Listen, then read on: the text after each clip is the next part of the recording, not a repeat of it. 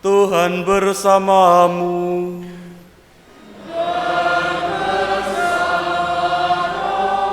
Inilah Injil suci menurut Markus.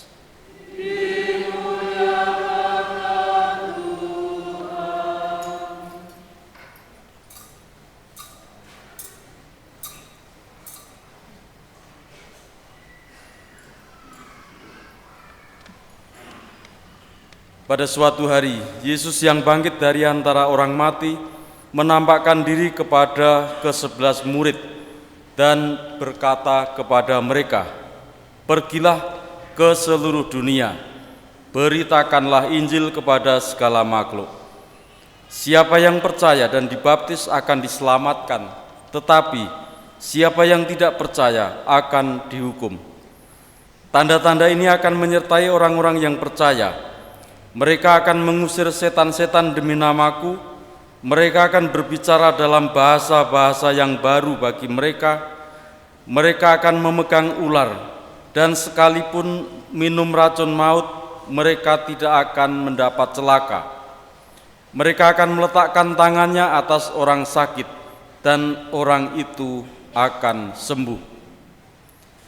Sesudah berbicara demikian kepada mereka, terangkatlah Tuhan Yesus ke surga, lalu duduk di sebelah kanan Allah. Maka pergilah para murid memberitakan Injil ke segala penjuru, dan Tuhan turut bekerja dan meneguhkan firman itu dengan tanda-tanda yang menyertainya. Demikianlah sabda Tuhan. Terpujilah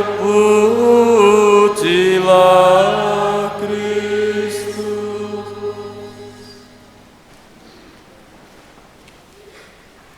Bapak saudara sekalian,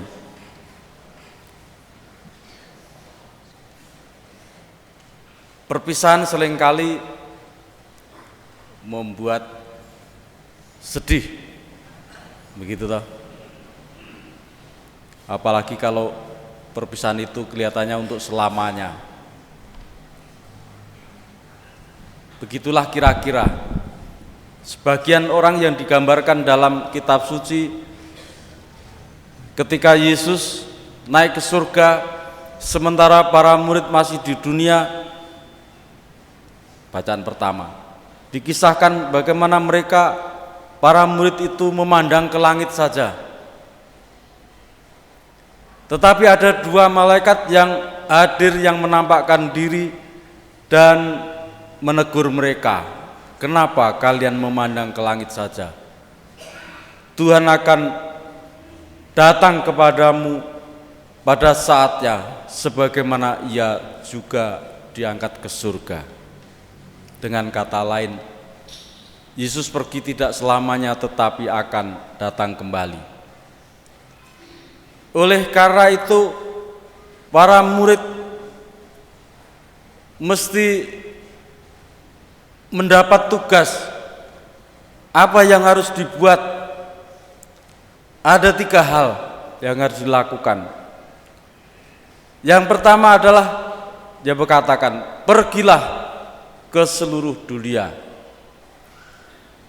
Bapak saudara sekalian, kata pergilah kita tahu artinya ada gerakan, ada suatu langkah, ada suatu yang dibawa untuk melangkah sebagai suatu yang baru. Dan beritakanlah Injil. Kita semua paham apa arti beritakan Injil adalah mewartakan kabar sukacita, mewartakan kegembiraan oleh karena karya-karya Tuhan.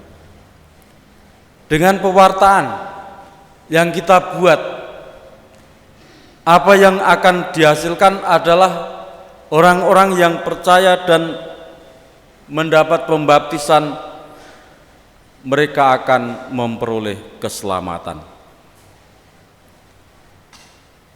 Baiklah,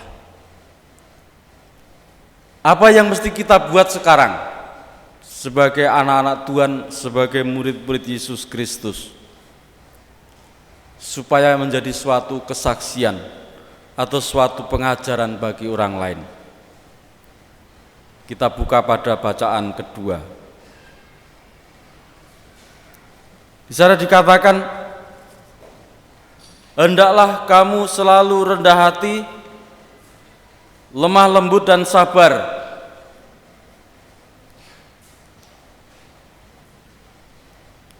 Jadi para prodiakon sudah melakukannya. Sabar, lemah lembut dan rendah hati.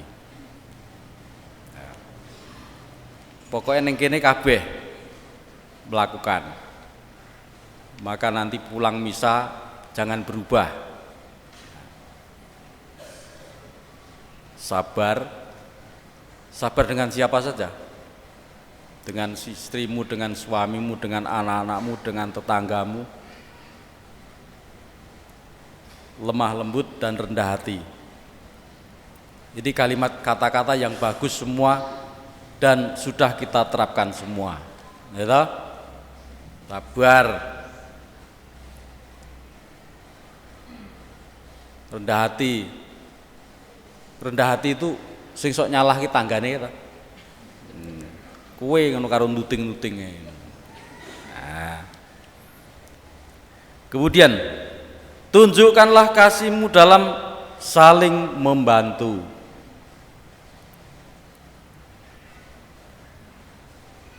Jadi sabar, lemah lembut, murah hati itu pribadi dalam hati, dalam kehidupan menjadi pola hidup.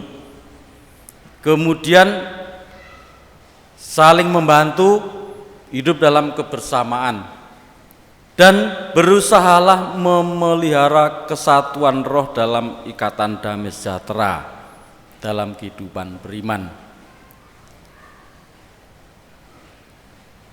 Tidak usah banyak-banyak khotbahnya itu.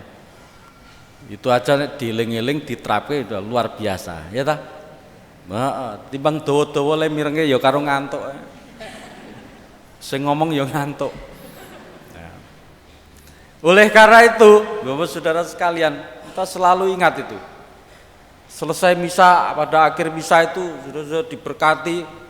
Setelah diberkati, saudara sekalian, pergilah, misa sudah selesai.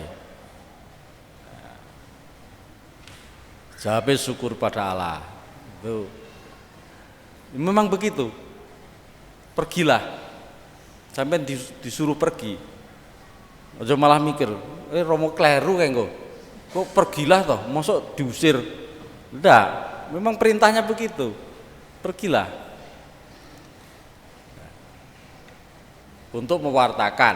Jadi bukan soal pergilah ke lah gurung mulai iki wis bubar. Soalnya apa tiru-tiru romone. Lah romone lah gurung mulai wis mudhun kok. Ngono. Bukan soal itu, tetapi kita memahami bahwa setelah berkat kita diutus untuk pergi mewartakan kasih Tuhan, untuk menjadi saksi di tengah masyarakat dalam perilaku, dalam hidup kita sehari-hari. Dan itu pula yang menjadi tugas kita orang-orang oleh karena pembaptisan. Dibaptis, diangkat menjadi anak Tuhan, disucikan, dihapuskan segala dosanya, dan mendapat tugas pewartaan, ialah mewartakan Injil. Dan kita terapkan, kita lakukan dalam kehidupan sehari-hari. Mungkin seringkali gagal, tidak selalu berhasil. Ya, kita upayakan lagi. Dan itu memang menjadi tugas kita semua. Kesaksian atau pewartaan, mungkin tidak dengan kata-kata tetapi dengan keteladanan hidup. Dan keteladanan hidup menjadi suatu wujud nyata doa. Maksudnya apa? Ya kalau seperti kita berdoa itu loh. Doa itu kata-katanya kan baik semua. Tidak ada kata-kata dalam doa itu kata-kata yang tidak baik. Nah, bagaimanakah kita menempatkan dan menerapkan kata-kata baik itu juga dalam kehidupan kita sehari-hari. Untuk itu Ibu Bapak Saudara sekalian, marilah kita mohon supaya sebagaimana para murid sebelum Yesus berangkat, Dia memberi berkat pada mereka, menyertai mereka dengan rahmat dan kasih-Nya untuk dimampukan dalam bersaksi.